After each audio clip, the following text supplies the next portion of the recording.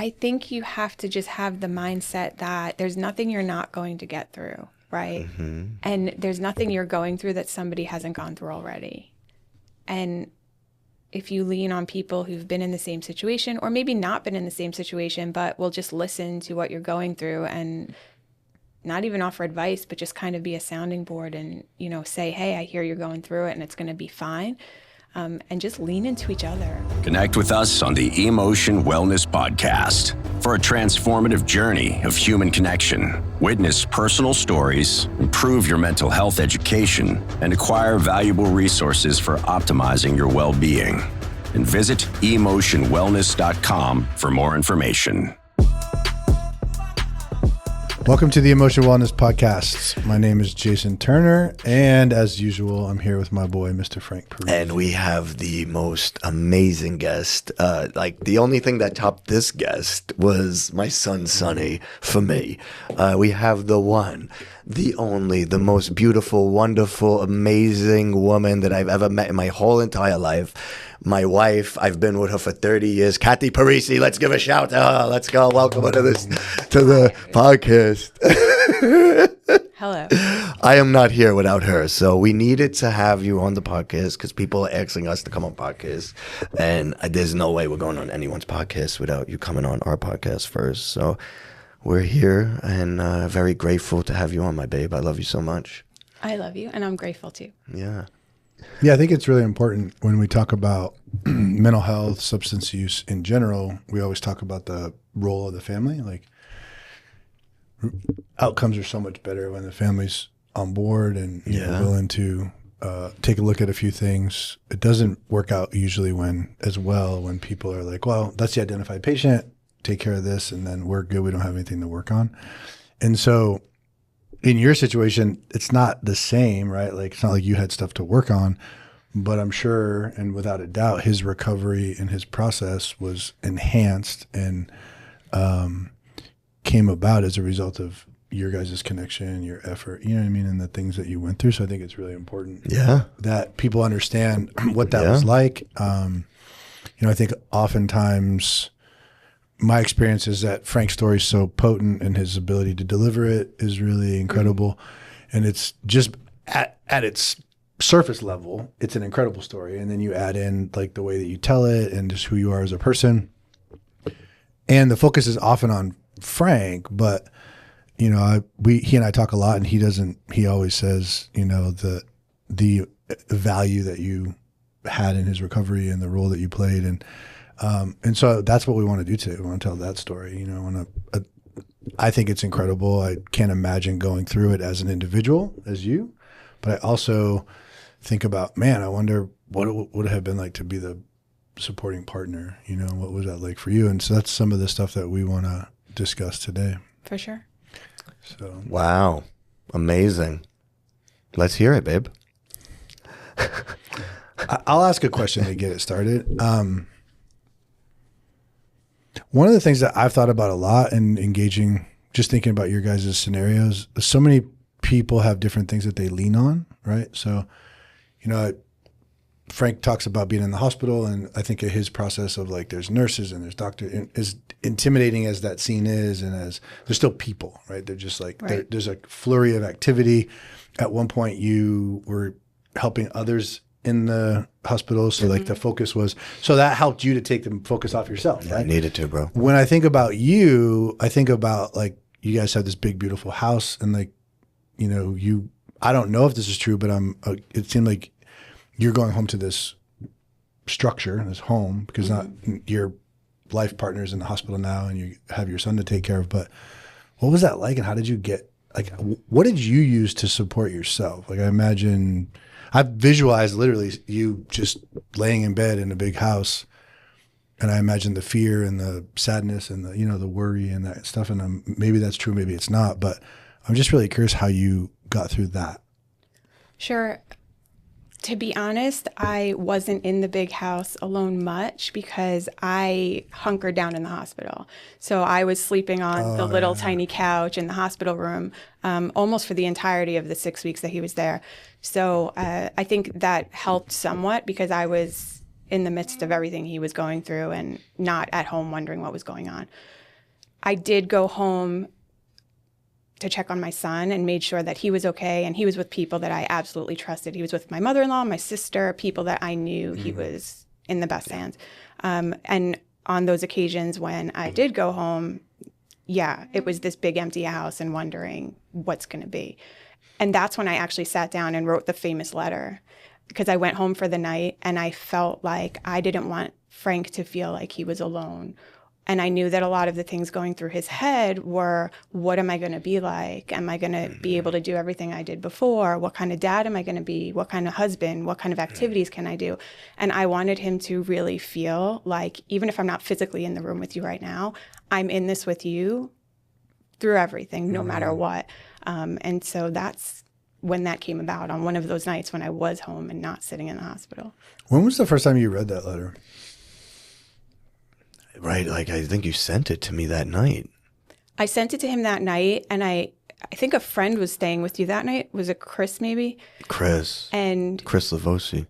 Yeah, I went to sleep that night, and then I woke up the next morning, and he called me, and he was like, "You wrote that letter?" And I said, "Yeah." Dude, like I cried, and then I made Chris read it. He flew in from Connecticut to visit me, and I made him read it, and he couldn't read it. I'm going to cry right now. He couldn't read it. Yeah. Because he couldn't read it.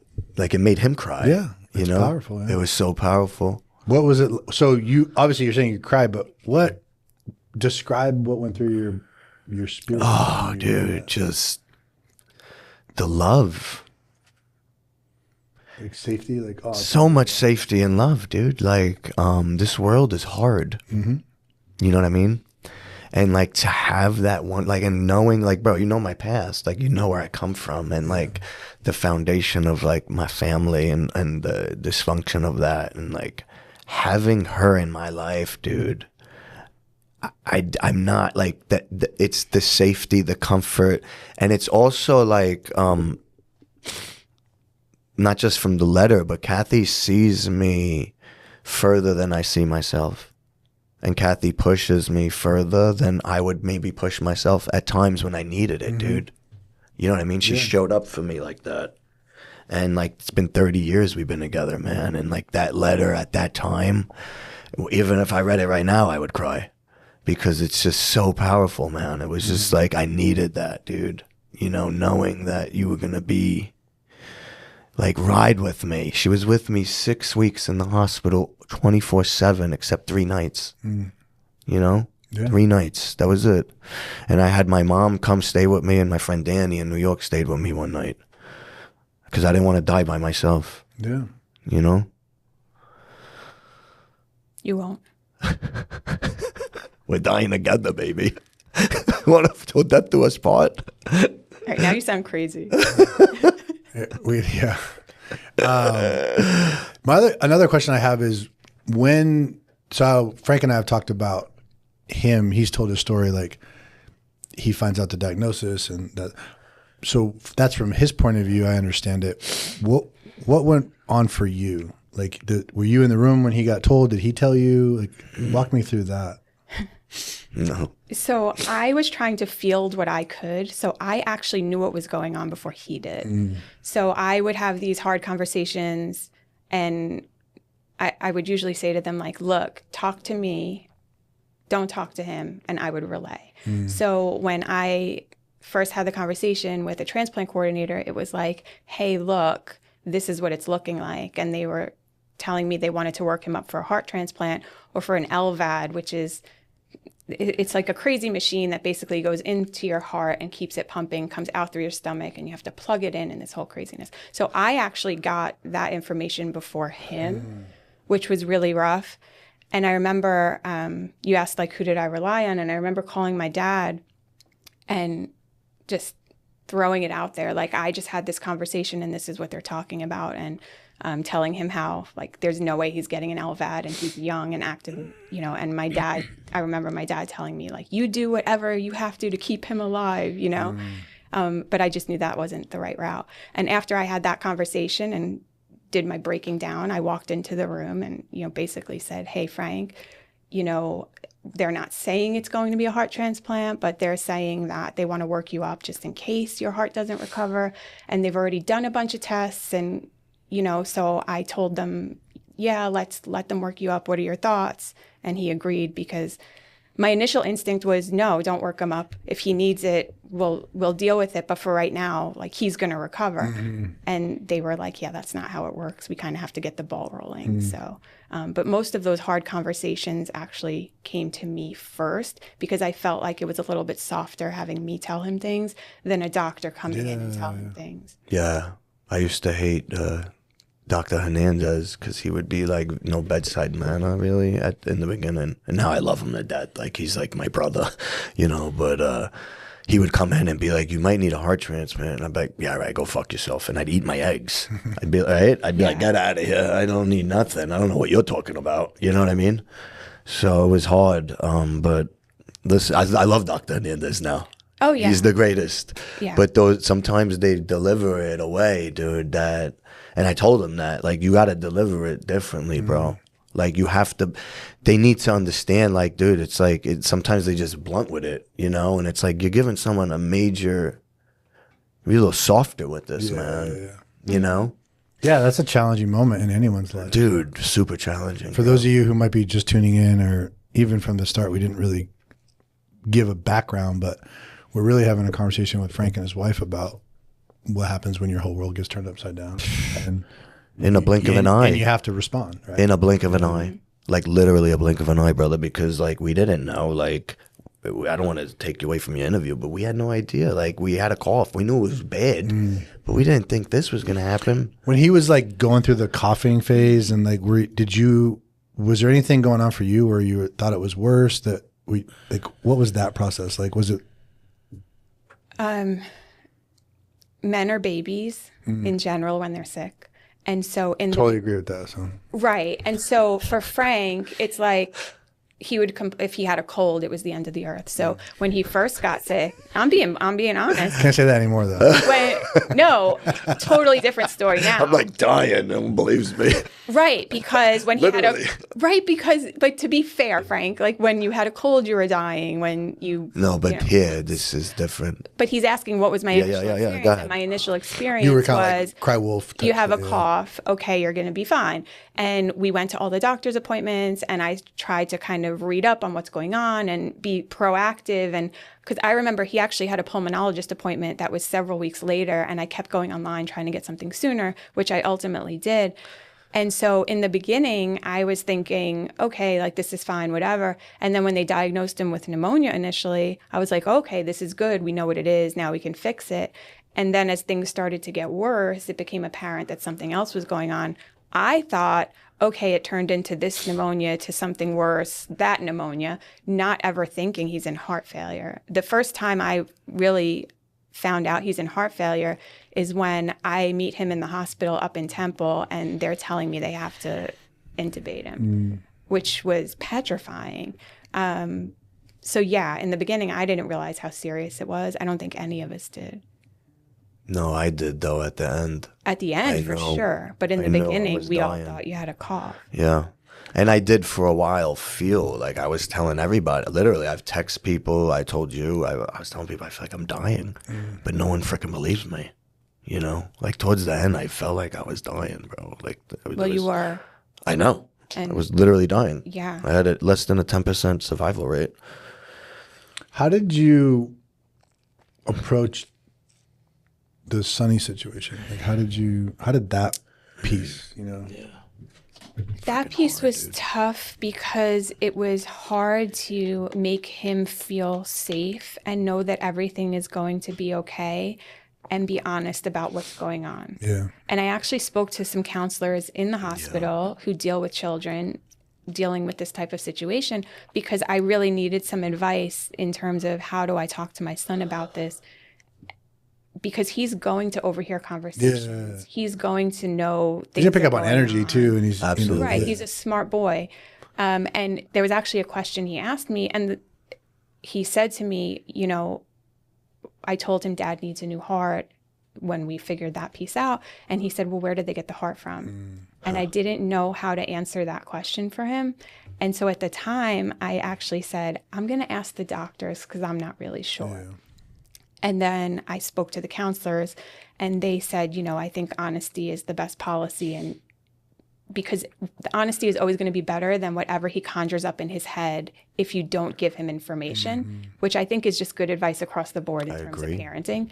And so I try to tell him things in a kid-appropriate way. And so the messaging he got was, Dad got a gift from somebody else who passed away, and he got that heart, and that allowed him to live. And kids appreciate a straightforward approach, and he was fine with that. There was not a lot of follow-up. It was, oh, okay, that makes sense. Yeah. And obviously, we've had more conversations after that because he met the family and that whole thing. But yeah, I mean, I just tried to be honest in the best way I could without making him scared. Yeah, I like that. Wow. Yeah. I think that my reference point for me, when I was little, my grandmother was in the hospital and I said to my mom, is she going to be okay? And my mom said to me, I don't know. And my grandmother actually passed away shortly thereafter. And I always appreciated that she was honest with me and didn't say to me, everything's going to be fine. Because then if my grandmother passed away, I wouldn't have trusted her going forward. And so in the back of my head, I try to be that way with Sonny. Like, I'm going to tell you that things are fine. And if they're not, I'm going to tell you in a way that makes sense to you. Yeah, I don't have anything close to that, but I had a rabbit when I was younger, and it was outside in New Hampshire. And in the wintertime, it got super cold and he died. And my parents replaced it but didn't tell me. And then I figured it out because it's not the same rabbit. Right. And I just remember the sense of betrayal and like the things that conjured up in my mind were like, why would you lie to me? Why wouldn't you just tell me? Why, you feel tricked. You feel, and that's a whole nother set of issues that need to be worked out. You know what I mean? So, sorry, go ahead. Go ahead. I just want to know, like, where did your strength come from, babe, when I was going through all that? Like, you never really, like, broke down crying. Like, you were very strong and all that. I was the one that was, like, I know you told me that you would cry, like, when you would leave, but you would never show that to me. Like, where does that come from? I'm a very put one foot in front of the other type of person. I kind of attack life that way. It's not an option for me to kind of curl up and die. It's just not how I'm built. So I put one foot in front of the other and kept it moving. And in that moment, I knew that what was important was for me to be there for you. So I had my time. I mean, I literally would walk into the waiting room. I would silent scream in the morning. And then I'd pull myself together and I'd walk back in the room and say, like, hey, do you want something to eat? Because that's what I needed to do in that time. It wasn't important for me to be breaking down. It was important for me to show you that we're going to be strong and get through it. Yeah. I love you for that. Yeah, that's solid. Fucking solid, dude. She's so solid, bro. From the beginning of the process till now,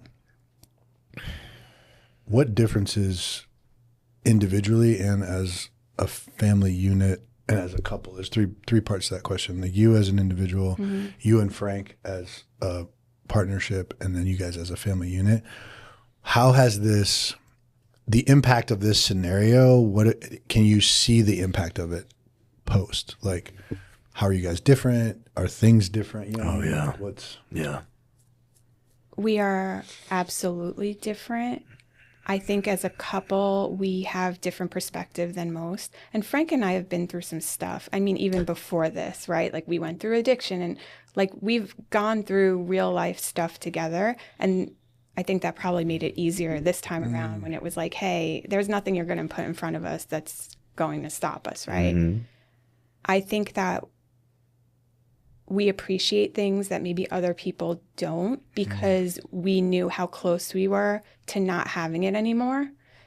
And so, like, somebody posted on, this is just a silly example, like somebody posted on Facebook one day, like, about how annoying her husband breathing was. And in my head, I went to, until you're faced with the fact that you might not have that anymore. Like, I get that it's a joke, but to me, it's not funny. Yeah. You know, I think as a couple that Frank is very different after his heart. I mean, we've always had a good, strong marriage and a strong relationship, and we've had our ups and downs because everybody does. But I think that he's much more appreciative of our marriage and definitely a better father. He was always present, but now he's present, if that makes sense. He's at every game and he's coaching and he's talking to Sonny about everything he can possibly teach him under the sun, as if it's like a race to get all that information out, you know, and just spending time that beforehand maybe he wouldn't. You know, it used to be bedtimes I was putting Sonny to sleep and we were having that last conversation about how his day was. And now Frank's in the room for those conversations. And taking him to school and just doing much all more. those things that it's like I pushed aside that I look at now like, what the fuck was I doing? Well, it's similar to what she was just saying, which is that it gives you a new perspective. Yeah. The situation gives you a new perspective. You're like, oh, breathing, joke, haha, funny, but we have a different experience. It doesn't mean one's right or one's wrong. It's just that you're seeing it. And then it really appears to me that you paid attention. Like a lot of times things happen to people and for a time it's like they're lit up and they're doing all the things differently, right? And then they just forget about it. Yeah. It's like it goes back to the default setting. And it sounds like what I witnessed myself with you is that every day you have this laser guided focus on the perspective that you gain from this experience. Absolutely, brother. Yeah. It's true. And I have not felt like things have reverted. I felt like over time things are actually getting a little bit better. You know, like there's times when I put dinner on the table and it's just like, hey, thank you so much for this meal. And it's little, but I appreciate that, you know. I appreciate you like to the fullest because like I think I'm going to live 30 more years. But like, bro, the average heart's 12 and we're already over 2 years into this thing. So like that's why I like try to do everything with my family and everything while I'm here and tell them constantly how much I love them. Like that's what we do every night. We do family hugs and we do gratefuls at night. You know, these are all new things that I never did with us. And like every night it's like, what are we grateful for before we go to bed? First thing that comes to my mind in hearing you guys talk about that is like, it's similar to recovery. So you have like sober time seems to be the important piece. It's like, okay, so you got 20 years and you're miserable. It means nothing. Or you get 10 years and they're filled with what you're talking about. Yeah. Mm-hmm. So you might be talking about a potential for a shorter lifespan due to your current condition, which is tragic and sad and scary.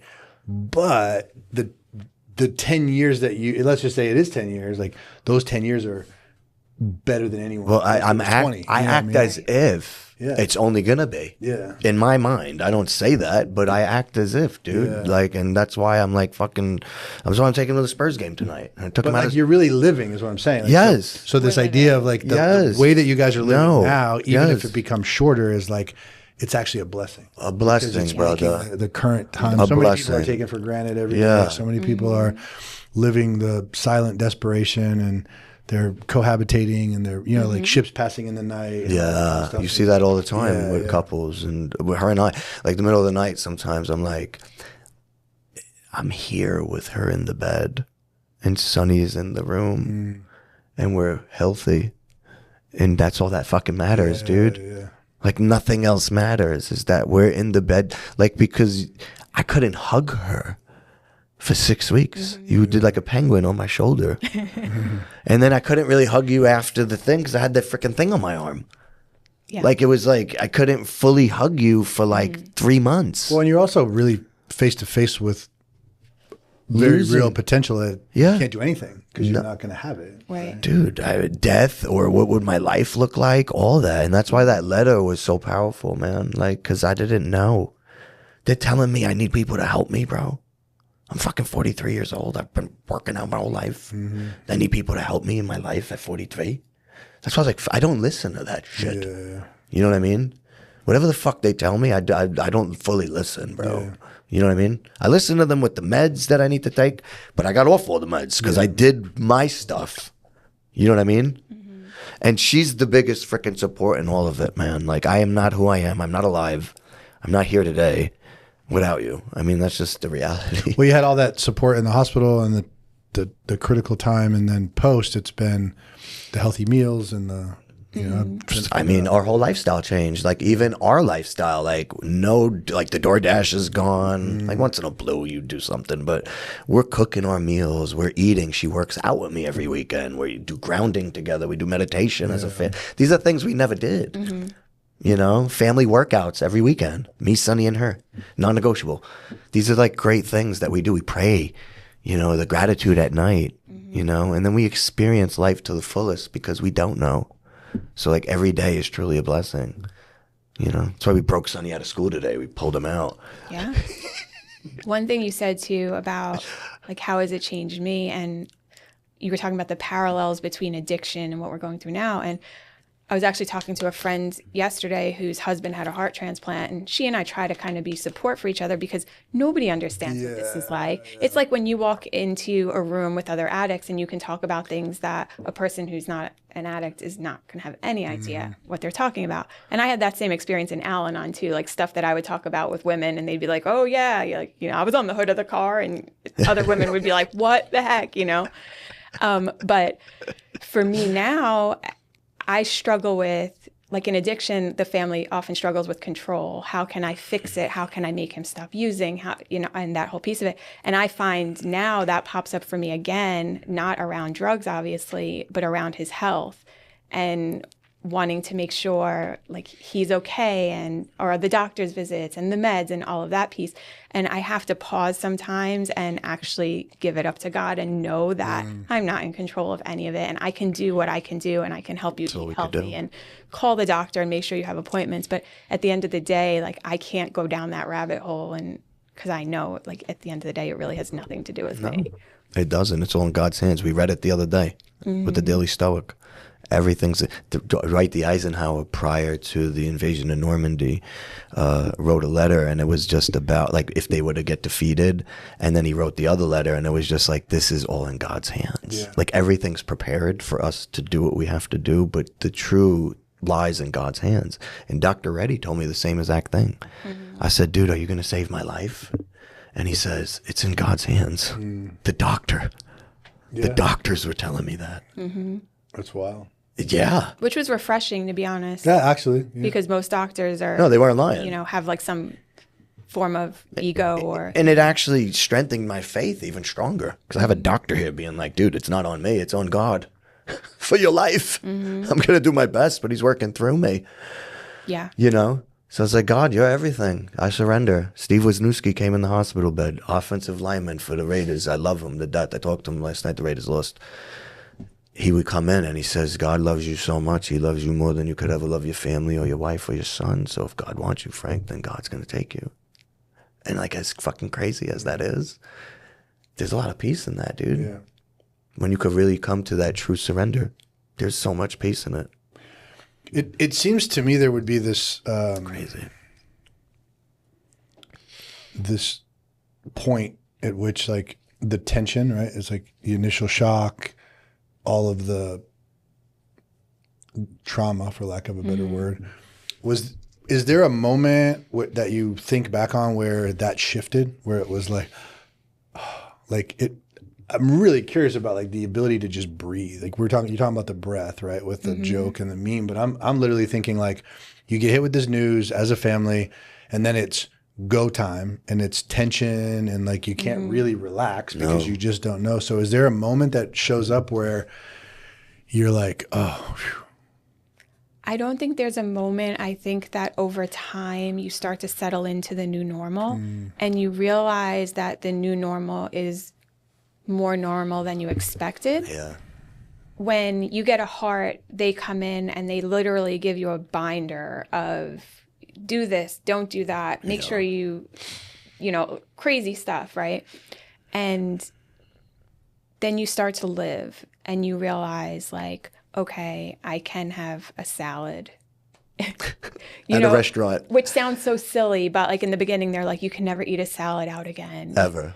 And you know, and it's like, okay, well, no fountain drinks, no Right, like we would go to the no- movies for the first time and I would have Bring bottled water. water and, things that over time you're still aware of. And I'm not going to say like, go have a McDonald's salad. But if we're at like a nice high-end restaurant and he wants a wedge, I'm like, go for it. I, trust that the lettuce is washed. So over time, it's like this new normal where you just navigate a little bit differently and you're not so hyper aware of every little thing. And living in fear and... No, and I did at first, dude. Like the first time I went to Las Vegas because Steve actually got me tickets to the Raiders. It was my first ever Raider game, and the Raiders got me the tickets. It was like beautiful, and I got sick. I got sick on coming home on the airplane, and I had so much. Like the first time I was in public, dude, I had so much fear, like of getting sick, because I was like, I didn't know what was gonna happen. They were telling me that sometimes you could wind up in the hospital from being sick.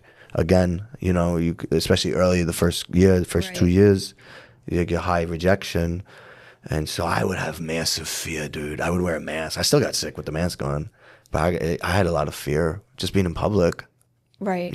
The first few sicknesses, we all got the flu. Like things come up and... It destroyed me. Right. Things that you or I would be, and get over quick, sometimes knock him out, He was back to his old self. When he'd get a cold. Dude, I Honestly, couldn't even get out of bed. Better now. I'm way better now, dude. Because after you've gone through what I have with this getting cut open all over, and I'm like a lot better. I'm like I can deal with stuff a lot better. I deal with stuff a lot better.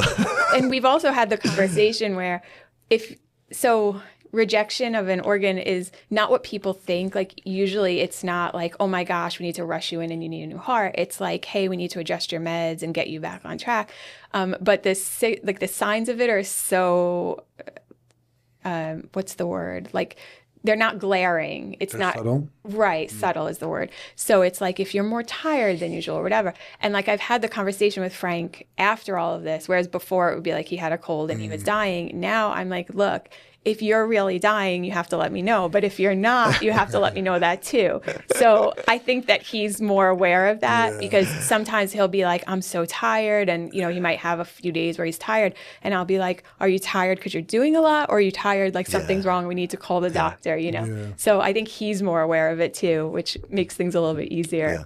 Is there a timeline on the rejection thing where the coast is clear or? Well, I mean, after the first 2 years, they give you like the first year, like rejection's like 60% or something. It's a very high number that it could get rejected.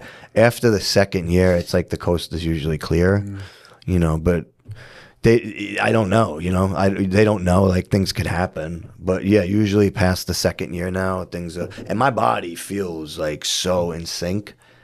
Like everything about how it functions, it feels better than it has, like, dude, probably ever, I think it can happen at any time, but if you stay on top of your health and get the routine monitoring they tell you to, if it does pop up, they'll deal with it. The problem comes into play when you don't deal with it until it's so too far late on that now you might need an organ. And most people aren't taking care of their health, brother. They're not eating like I do. They're not training like I do. They're not meditating. They're not doing the visualization. They're not doing the journaling, the frequency to keep yourself where you need to be. Absolutely. Yeah. So they have a higher risk than I believe I do, but anything's possible. But I truly feel everything that I do, I'm gonna be with her. I think Kaylee will be with me until I die. I'll die from something else. I don't think the heart's gonna be the reason I die. That's badass. You talked about the one question Sonny asked about where he's getting the heart from. Mm-hmm. Since then, as the recovery process has moved along, has there been other questions? Like, has he saw things happening and go, hey, what about this? Or has anything popped up? Somewhat. Sonny is a very introspective kid. And usually if I bring something up, he'll talk about it and have a bunch of questions, but he's not necessarily the one to bring things up. And so I will, if there's things going on in the world that I think we need to talk about because I know he's hearing and getting messaging and I want to see what he's internalizing, we'll talk about it. He's just been exposed to so much. And so I do worry what questions he has. I can't think of anything off the top of my head, but when stuff pops up, we usually will just sit down and talk about it. I was walking out there to go grab something. He's like, Jason, I'm going to have a faux event on Thanksgiving. Oh goodness, we have. I said, dude, I want him to start a regular business now. Like, he's all about it, dude. Yeah. Like, he's about doing business, and he did a whole presentation today. He did a presentation. He had slides and everything. He put on a blazer. Revenue, that's projections. He did. He had like a graph with how much the revenue is and what they expect for the following month and what they did last month, and he taped it. And he used a screwdriver as a pointer. I was so impressed because he literally put together a whole PowerPoint presentation that he drew with pen on paper. It's badass, yeah. You didn't get that from Frank. He did not. That's get his that lawyer from mom. Frank. Right. We both were sitting there in blazers, while he did his little presentation. That's awesome. He's the best. He is. He truly is. So you guys have a unique perspective given the intensity of what you experienced, right? Yes. Mm-hmm. For anyone on an individual level, because you went through what you had to go through physically and the challenges in the hospital, you were the supporting role. They each had their own challenges, right? So you both have like individual struggles and the experience of getting through that in an extreme way and like having this amazing mindset. So for any individuals out there or people in relationships that may be experiencing anything that's causing problems or conflict, what I'm interested to hear from both of you, what suggestions do you have for people in that scenario? Go ahead. Do you want me to go first? Go ahead, yeah. I think you have to just have the mindset that there's nothing you're not going to get through, right? Mm-hmm. And there's nothing you're going through that somebody hasn't gone through already. And if you lean on people who've been in the same situation, or maybe not been in the same situation, but will just listen to what you're going through and not even offer advice, but just kind of be a sounding board and, say, hey, I hear you're going through it and it's going to be fine. And just lean into each other. I mean, Frank and I, we've been through so much. And I mean, we have our differences and there's times where we don't agree on things. Mm-hmm. But at the end of the day, we know that if we stick together, that's the important part. And I think that people nowadays are so quick to give up. And they give up for like silly reasons, right? And for me, it's like, I married you. I told you I'm going to stick by you. And that's what's going to happen. And it's just not negotiable for me. Frank's always talking about not negotiables, and I have them too, Yeah. But I think that if you just attack life as, hey, I'm going to get through this. I'm going to get through it with you, and we're going to come out better on the other side. It just works a lot better than quitting, because if you quit and walk away, you're still going to have all your same problems, and now they're just going to be amplified. Mm-hmm. Now you're dealing with this whole new set of problems. That's what I do on a regular basis. Right. But if you sit down, and so Frank and I haven't always communicated the best throughout time, and especially in addiction, and there's no rational communication. But I feel like we've gotten way better now, where we'll have a disagreement, but we'll sit down and be like, hey, this is what I'm trying to say, and always work it out and change based on the feedback. Mm-hmm. Own what's mine, mm-hmm. you own what's yours, mm-hmm. and keep it moving. Mm-hmm. And I just think that people should realize, like, you can get through anything. And for me, it's just non-negotiable. Like, our relationship, how I'm going to show up for you, and vice versa. Like, it's mm-hmm. that's it. Like, I don't want to do life without her and Sonny, personally. Like, I'll be honest. Well, you've talked a lot about how you literally came back for that. Yes, 100%. I also feel like, from an outsider's perspective, you both have your own capacity and experience doing your own work. So I think for people in relationships, that's a big one. Oh, huge, dude. So many people aren't doing their own work. And then there's mm-hmm. this, I just did that's the main thing. a story work group yesterday with a small group of people at the center. And, it's a couple of them were really struggling. And I'm saying this because these are people who have decided, I'm going to do the work on myself, right? Mm-hmm. So there's a lot to congratulate there. But they've been trapped inside a 10-year-old experience. When they were 10, they got wounded, mm-hmm. and they weren't able to heal it. And they've been living this thing that the little 10-year-olds have been driving the bus for, mm-hmm. The last 18 years. Of course, right. It was almost, in their 30s or something. So being able to highlight for them that story, do some processing and working on it, and then those type of people seem to be able to be in better relationships with others because now their relationship with self is better. Absolutely. Not so dependent on. I mean, if you think about it, like if you're an adult who's done some work on yourself versus a 10-year-old, who's going to show up better? You know what I mean? Right. It's going to be hard for that 10-year-old to do that. But a lot of people are walking around as that 10-year-old in their 30s with a 10-year-old mentality that you know. So the thing that helped us the most was obviously me doing my work, the recovery and the personal development, and she's done her work too, and Al-Anon, and she was heavily involved in Al-Anon back in New York, and she's always been of service too. Kathy's all about, helping people and growth mindset as well, So I think that has been definitely, you can't have one that's on a path and then the other one isn't. It has to be together. You can for a little bit. It's just not going to. For a little bit, but it's not going to be sustainable. You know what I mean? And that's what's helped us is that we actually did both do our work and then also come together. And when we have the disagreements, like she said, we come and I listen as much as my ego doesn't want to. I'll listen and I'll make adjustments on what it is that she needs from me and vice versa. And that's how you run a perfect home, man. That's how we all come as one, you know? I think that's a common misconception too with addiction is that, well, once the addict stops doing drugs, everything's fine, right? Like our marriage will be better and family relationships will be better.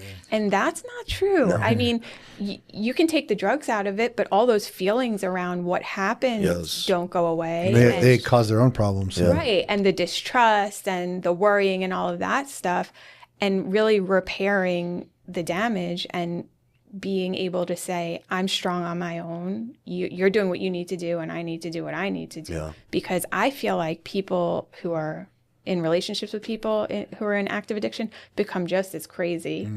You're just, it's like they use the same steps, right? Because I am powerless over drugs and alcohol. It's just not my own problem. Yeah. I'm powerless over his, right? And it's kind of crazy because people do think, like, oh, well, he stops, and so everything's going to be fine. When it's easy when the other person has such a glaring defect around what they're doing to their life with drugs and alcohol to think they're the sick one, and you're just helpful. It's a really, it's very subtle and it's sneaky in the sense of, oh, I'm helping you, and so therefore I can't be sick, right? And it's oh, dude, and to get her trust back, it took literally years, like 3 years. Like she didn't change her name to my name for 3 years of marriage. I used to run program at another treatment center and do family work. And I would tell the families, like, if Jimmy's looking for like some money, just know that I run this program that you're here with and I don't have access to my savings account. For good reason. And I'm making money, you know what I mean? But like, that's what it took, dude, because that's what it takes sometimes in order to gain the trust back so that you can have a good relationship. And people need to hear that, People need to hear that. They need to hear that. Well, so often I get the privilege of talking to a lot of people, and it's interesting, and sometimes it's surprising, but not really. It's a very unique scenario. People who are suffering from addiction, and that meaning unique in that the approach and how the right moves, and there's a lot of information out there. Some is good, some not so good, but really this idea of what decisions to make. And all too often families are attempting to keep people what they think is safe and happy. And if I just do that and these things are taken care of, like I pay the apartment and I pay the car payment, and it's like, well, no, but you're actually subsidizing their addiction. Yes. So like you're giving them an opportunity to use because they don't have these other responsibilities, so you're, but it doesn't seem like that at first for the families. It's like, it's almost new to them to be like, wait, what? And I've used that term a lot. I'm like, yeah, you're actually subsidizing their addiction. Absolutely. And families go, oh. Yeah. I was just talking to a mom about that. And, we talked to Sunny about a lot of stuff, and there was like a Christmas, like right before I got sober, like that July, where she left me. She should have. And I was alone on Christmas, and it was like a snowstorm, bro. And I had no way to like get out and get drugs. So I'm like kicking in a snowstorm alone. Sounds terrible. Terrible. I made hot dogs for Christmas. And Sonny was like, I feel bad that happened. I said, you shouldn't, because that's actually why I'm the man I am today for you, bud, because it's stuff like that, dude. Like, that's what it takes, man. Like, don't feel bad, I'm awesome. The dad I am because mom was the mom she was. That's awesome. To be the dad that I am. I don't know where July came from. I got sober in July. Oh, right. After. But in December, you I left thought you me meant that I Christmas. left in Yes, I did. You left in Christmas. I remember the For a conversation. snowstorm. I thought you meant I left in July and it was that Christmas. I remember the conversation and I said, like, you can get high, but then you can't come to Christmas. Yeah. And he called my dad and he said, Kathy won't let me come to Christmas. He didn't either. And my dad said, Frank, you know, you're always welcome at my house, but you cannot do drugs and be around my grandkids. Like, it's not okay. Yeah. And you start to see the shift when it's like, you can choose this life, but then you're not choosing other things. Yeah, dude. And you need that. Right. And that's, again, working on yourself. Healthy boundaries. Right. You know, I think that when you're in a sick relationship with addiction, you're so crazy that the person who's using just hates you so much because they think you're crazy and you're trying to control them, which you are, right? But if you stop that crazy and just leave them to look at themselves, they have to start looking at it. Absolutely. And I remember in Al-Anon, like, one of my favorite things I read was about a woman talking about how her husband passed out on the lawn and she left him there. And in the morning he came in the house and she was like, hey, do you want coffee? You want eggs? And you've literally done that to me. As if nothing happened, because it forced him to look at, I just slept on the lawn, as opposed to his wife, what's wrong with you, and screaming and yelling and creating a scene. And so I still feel like I implement that in daily life. Like, if he's upset about something, and I'll just keep quiet until he comes around. Absolutely, and it will be like, if I'm not screaming and yelling about how he's wrong, he looks at it and probably will internalize at some point, like, oh yeah, maybe I'm wrong, you know? So I think that that's kind of helpful advice too. Oh, absolutely. It's really, once you start that deep inner work and you are boundaried yourself, it's like oftentimes I'm able to see in a scenario, like, that's not for me to get involved in, like in my own partnership, right? It's like, and we have an amazing thing going and we both own our stuff, and, you know, we fall short sometimes, but we'll correct it. Yeah. But oftentimes I'm able to be in connection, communication, relationship with either my partner or friends in general, and be like, that's not for me to get involved with. That's your stuff, clearly. And I don't even need to tell them that. I can just step back quietly, and you don't take I call it taking the bait. Yeah. Right? You don't take the bait. You don't get hooked. You just, hey, I'm going to let you do your thing. And then sometimes if people are stepping or intruding on the boundary, it's like you then have to remind them, hey, this isn't I don't tolerate this. Like, I'm not going to have this in my life. And if you want to be that way, all the power to you. I'm not going to be around it. Yeah. So that's awesome. No. You got any more questions for? I'm waiting for you to ask yours. Well, I don't know, man. I'm like, I really wanted to hear, like, how you got that strength. How did you? Here's something I want. How did you deal with me? While I would, like, what was your, like? Because I was crazy for a long time, like fucking crazy. How did you hold it all together? Like, she was working on Wall Street as an attorney, and I'm like getting arrested, bro. You know what I mean? A lot. And like crazy shit, like fights and streets, like all this insanity. Like, how did you, during that time, keep yourself together? I don't know if there's a good answer to that. And a lot of times people will say things to me like, you're so strong. And my narrative is not that. My narrative is like, no, I was weak and young and stupid because I was in like a really bad situation that I let perpetuate forever. But again, I just, one foot in front of the other, and I'm going to deal with all this chaos, and I'm going to show up to work, and I'm going to do my job. And I didn't always do it particularly well because I was dealing with all this other stuff. But it's just kind of who I was. And I'm loyal to a fault. I think I love my family more than anything. Anyone that knows me knows that that's it for me. It's like my husband and my son are everything. And I, just like in the scenario with the hospital and everything we went through, with addiction, I felt the same way. Like, I never wanted him to feel alone. I didn't want him to die alone, thinking I didn't love him enough, or, you know, and I stuck it out for that. And I'm grateful I did.